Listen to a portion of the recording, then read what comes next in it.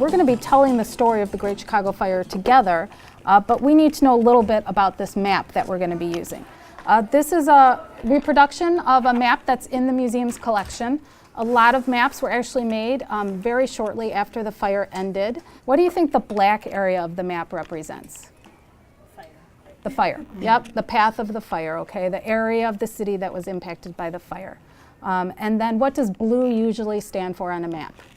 Water. And in Chicago, there's two important bodies of water that impact our story of the Great Chicago Fire.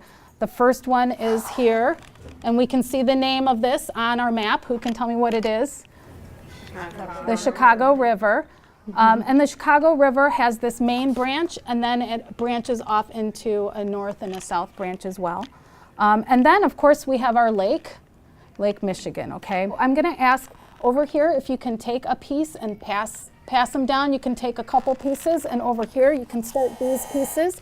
All right, so upstairs we talked about the legend of how the fire began. Can someone remind me about that? How did the fire begin? Mrs. O'Leary's cow. Mrs. O'Leary's cow. And we said it's a legend that her cow kicked over the lantern, okay? So that means part of that story has some truth and part of that story is not true. So Megan talked about how Mrs. O'Leary was actually home in bed when the fire began. One of her neighbors actually knocked on her door to warn her and her husband that their barn was on fire. So the truth part of that legend is it started in or near the O'Leary barn, okay? But we don't know, and to this day, we don't know how the fire began. It's one of those mysteries in history, okay? The fire broke out in Mrs. O'Leary's house, or in her barn. And what is a barn made out of? Wood, right? And what kinds of things are in a barn? Straw, right? So we use the word combustible upstairs. So things that will easily catch on fire, definitely. Okay, so people started seeing the smoke and they started sending firefighters, but there was a big confusion, okay? This Saturday fire was still smoldering. Smoke was still coming up from it. And so first the firemen were sent to the wrong location. So let's put a few firemen over there on the Saturday mark. Any of you over here, okay?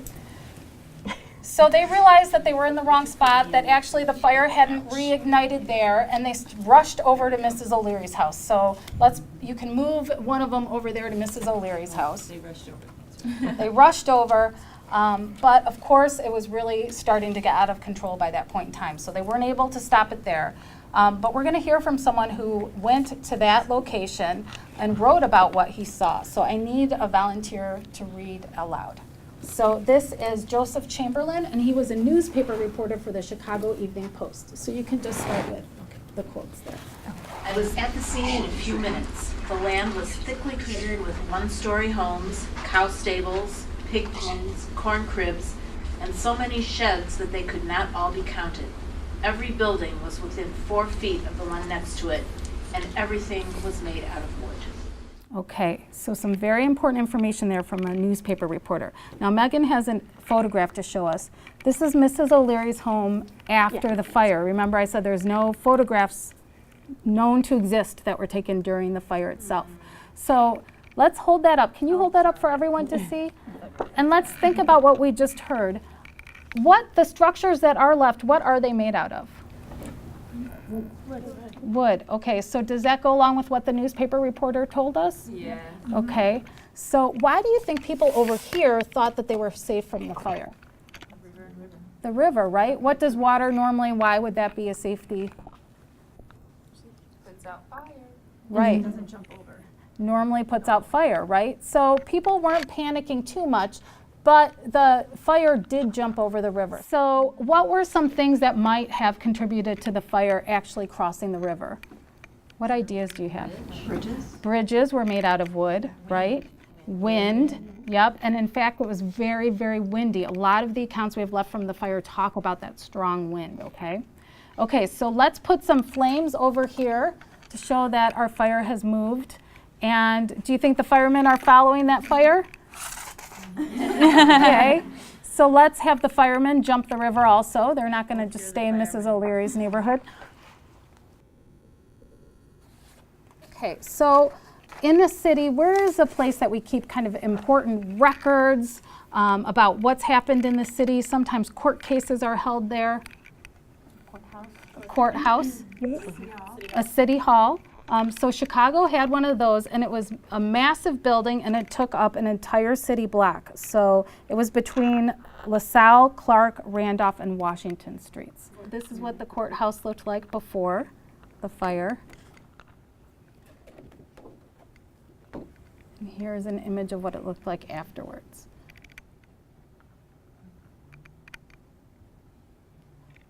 Now, you know, as I said, court cases were actually held here. So what kinds of people do you think were in this courthouse at the time of the fire?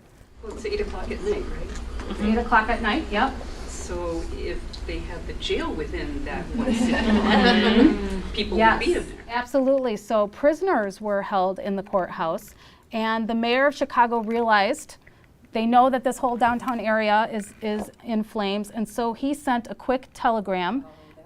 And this is in our collections, and I'm going to ask for another volunteer to read what the mayor wrote in his telegram. Can I ask for a volunteer to read aloud? Release all prisoners from jail at once, keeping them in custody if possible. How many people were in the jail? What other things come to mind when you hear that request? Where would they take them or put them? Why were they in jail? Some of the words we associated upstairs when we were looking at the art, what were some of your adjectives you were giving me? Chaos, pandemonium, panic. So as it turned out, that wasn't possible. They just got released along with and joined the throng. So the fire, where did we start? Right on the west side at Jefferson and DeKoven. Now we're down through this downtown core. So which direction is the fire moving in? North, right? So which direction do we think people are moving in? North, right? They're trying to stay ahead of it. And where do you think they're going? Trying to get away from the fire. Trying to get away from the fire. And on the map, are there any spots that you think people might have chosen to go to? The park? Yeah, because at the time the park was a cemetery, right? It was being converted to the park, okay? So even in this 1871 map, it's called Lincoln Park. It was in a transitional process at the time. And what's right here? The lake, right? So people were actually going into the park and into the water to try and get away from the fire.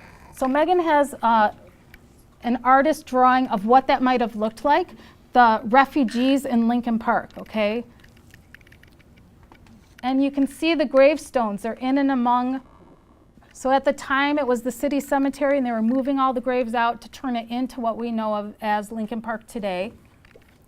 And we have one last eyewitness account that I'm going to ask someone to read aloud for us.